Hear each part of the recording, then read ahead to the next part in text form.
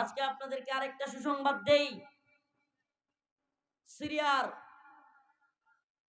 যুগ যুগ ধরে চলে আসা ভয়ঙ্কর এক বিভৎস স্বৈরা শাসক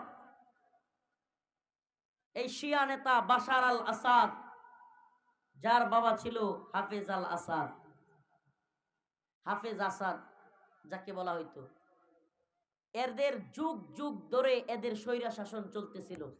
পুরো পৃথিবীতে এত বড় আন্দোলন কখনো হয় নাই। সিরিয়াতে যত বড় আন্দোলন 2012 সালে হয়েছিল। কত সালে? 2012 সালে, যেটাকে বলে আরব বসন্ত। কি আরব বসন্ত এমন হয়েছিল। আচ্ছা বলেন, কোটা আন্দোলনে যে শেখ হাসিনার পতন হইল, সব ঘর থেকে বা সব এলাকা থেকে লোক রাস্তার বাইরে ছিল? সত্যি কইবেন লাগছে? কিন্তু আরব বসন্তে সিরিয়ায় 2012 সালে এমন কোন এলাকা ছিল না, এমন কোন রাস্তা ছিল না যেটা বাশার আল আসাদের বিরুদ্ধে জনগণ দখল করে নাই। এমন কোন রাস্তা ছিল না। গোটা আরব একত্রে জেগে উঠছিল। এরপরেও সমস্ত মানুষ রাস্তায় আসার পরেও এই বাশার আল আসাদ ক্ষমতা ছাড়ে নাই। উল্টা সেনাবাহিনী দিয়া প্রতিদিন শত শত মানুষকে গুলি কইরা পাখির মতো রাস্তায় শুয়ায়া দিয়া সে এখন পর্যন্ত ক্ষমতায় ছিল। কিন্তু সুবহানাল্লাহ, আজকে আজকে এই তো 3-4 দিন আগে সিরিয়ার আলেপ্পো মুজাহিদ বাহিনী দখল করেছে। কুখ্যাত বাশার আল আসাদ, যে কিনা ছোট ছোট বাচ্চাদেরকে তার সৈনিকদের দিয়া বেলুনের দিয়া খুঁচায়া খুঁচায়া হত্যা করতো। নাউজুবিল্লাহ। বন্দুক দিয়া গুলি করার পরে বন্দুকের নলে দেখবেন একটা চাকুর মতো থাকে। কি থাকে? এটারে বলে বেলুনের। এইটা দিয়া খুঁচায়া খুঁচায়া মুসলিমদেরকে মারতো। সেই কুখ্যাত বাশার আল আসাদের কাছ থেকেও আল্লাহ পাক আজকে মুজাহিদদের বিজয় দান করতেছেন। সুবহানাল্লাহ। বিজয় ধ্বনি গোটা পৃথিবীতে শোনা যাচ্ছে। এদিকে ভারতও আমাদেরকে ভালোই হুমকি দুমকি দিতেছে। ভারত আজকে একটু আগে নিউজটা দেখলাম, আপনারা দেখছেন কিনা? আরএসএস, আসলে আমরা গ্রামগঞ্জের মানুষ তো এতটা রাজনীতি সচেতন না। আরএসএস হলো ভারতের সবচাইতে ভয়ঙ্কর এবং হিংস্র একটা দল। আরএসএস হলো ভারতের সবচাইতে পাওয়ারফুল এবং ক্ষমতাসীন একটা সংগঠন।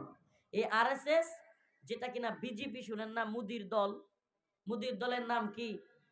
বিজেপি। এই বিজেপিরও প্রধানতম দল হলো আরএসএস। প্রধানতম দলের নাম কি? আরএসএস।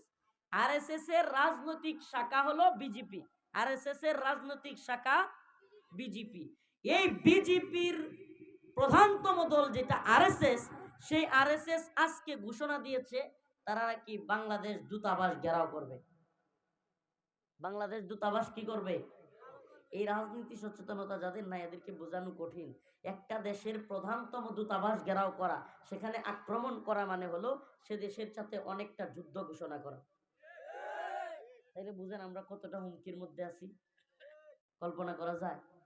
হ্যাঁ, আমরা আছি অমুক পীর আর তমুক পীর লইয়া ফু মারলে ভালো হয়ে যায়।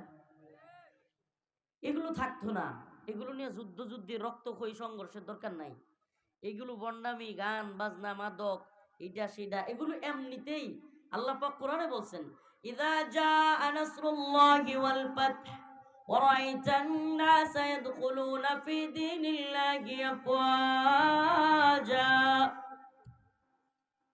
আল্লাহ রাব্বুল আলামিন বলেন, আল্লাহর পক্ষ থেকে যখন সাহায্য চলে আসবে এবং বিজয় মুসলমানদের হয়ে যাবে, তখন আর কোন ধরনের আপনাকে কাউকে বুঝাইতে হবে না।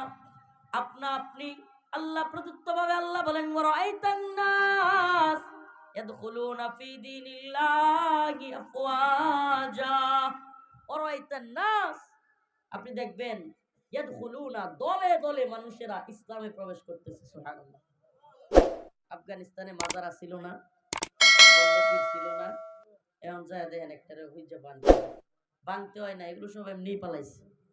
এই জন্য বলি কি, এদের সাথে ফাইটটা করিয়েন না, এদের সাথে মূল খুচাখুচিটা করিয়েন না। এরা বেদাতি হইতে পারে, কিন্তু কেউ মুসলিম বলতে পারবেন? সমস্যাটা কোথায় জানেন? এদেরকে কি কাফের বলতে পারবেন? বিদাতি, এটা সত্য, কিন্তু কাফের তো বলা যাচ্ছে না। যেহেতু কাফের বলা যাচ্ছে না, অলরেডি ভারত আমাদের উপর আক্রমণ করতেছে, ইসকন বাংলাদেশে আমাদের মুসলমানদেরকে হত্যা করতেছে, এমতো অবস্থায় মুসলমানরা যদি আমরা ঝগড়া করি, এটাই চায় এই তথাকথিত আপনার সন্ন্যাসীবাদী কিংবা আপনার সুফিবাদী, এটা কোত্থেকে আসছে? সুফিবাদ তৈরি করছে ইংরেজরা। সুফিবাদের সাথে এই ইসলামের ন্যূনতম কোনো সম্পর্ক নাই। সুফিবাদ এবং হক্কানি পীর দুইটা এক জিনিস না। এই গাঞ্জা সেবন করা, মাজারে গিয়া সিজদা করা, মান্নত করা, এগুলোর সাথে ইসলামের ন্যূনতম কোনো সম্পর্ক নাই। কিন্তু এখন আপনি মূল ফাইটটা যদি, আচ্ছা আপনি কোন আপনার একজন শত্রু আপনার দেহা মাত্র মেরালবো, কি করব? এই কথা বুঝতেছেন না নাকি বেড়া? কথা কন্যা করে একজনে দেহা মাত্রই মেরালবো। আপনার আমগর নিজের বাসায় নেত্রকোনার কিশোরগঞ্জের বাসা তোমরা এক। আর একজনে আপনারা দেখলে এমন শত্রু, আপনার এক শত্রু কি করবো দেখা মাত্রই, আরেক শত্রু হইলো আপনারা দেখলে ঠ্যাং টুং ভাঙালবো, মারতো না, কি করবো? আরেকজন শত্রু হইলো আপনারা দেখলে ঠ্যাং ভাঙতো না, মারতো না, কিন্তু কথা বুক বুক করবো কুত্তার মতো, কি করবো? শত্রু কিন্তু তিনোটাই, শত্রু কিন্তু কথা কয় না। একজন কি আরেকজন ঠ্যাং টুং, আরেকজন দম গাইব, একটু বক বক করবো। এখন আপনি কোন আপনার ফোকাস, আপনার সময় কার পিছনে ব্যয় হবে, অর্থাৎ কার থেকে বাঁচার জন্য আপনি আগে চেষ্টা করবেন? যে আপনারা ধমক দিব, যে আপনারা ঠ্যাং ভাঙবো, না আপনারা যে দেখলি মেরে ফেলবে? বুদ্ধিমান যে সে কি করবে? কোন শত্রুর বিরুদ্ধে লাগবে? হ্যাঁ, যে মাইরালবো এটা যদি আপনি কাট করে তার হইতে যেটা ধমক দিব এটা এফাও ধরবো। এই কথাটা বুঝাইতেছি? যে শত্রু আপনারা দেখা মাত্রই কি করব? মেরে ফেলবে, ওইটারও যদি আপনি কাট করে লাইতার হন, তাইলে এমনিতেই যেটি আপনারা দেখলেই গেউ গেউ করবো, ওহাবি এটা করবো, এটি দেখবেন এমনি ভাও ধরবো। কথা বুঝছেন তো? আরো গভীরে যেন ধরার আছে। হ্যাঁ, ভারত আমাদের মুসলিমদেরকে দেখা মাত্র এখন গুলি করতেছে। আপনি কি জানেন গতকালকেও পঞ্চগড়ে একজনকে হত্যা করছে গুলি করে বিএসএফ? গতকালকেও, আপনি খবরই রাখেন না। আপনি আছেন আপনার এলাকার অভ্যন্তরীণ একটা ছোট্ট বিষয় নিয়া, ছোট থেকে ছোট্ট ইস্যু নিয়া। আরে মিয়া, এই আমনে যারা বেদাতি কইতাছেন বা আমনেরা যে ওহাবি কইতাছে, এই লোকগুলো আল্লাহ না করুক দিন শেষে ভারত যদি আক্রমণ করে, এদের সন্তান, এদের স্ত্রীরা যখন দৌড়ে আপনার দিকে আসবে কিংবা দেখবেন এদেরকে গুলি করে মারতেছে, তখন আমনেরই মায়া লাগবো, মনে হইব এটির আগে বাঁচাই। কথা বলেন না? এজন্য মুসলমানের মধ্যে এখন মারামারি, এই দমকাদমকি, হুমকি, এটা সেটা, আসলে এদেরকে ওইভাবেই তৈরি করা হয়েছে যে মুসলিম উম্মার মধ্যে এরা জিহাদ ধারণ করবে না, কিতাল ধারণ করবে না। এরা যারা জিহাদের কথা, কিতালের কথা বলবে, আপনি মূল সূত্রের দিকে ফোকাস করতে যাবেন, মাঝখানে এরা আপনারে বাধা দিবে।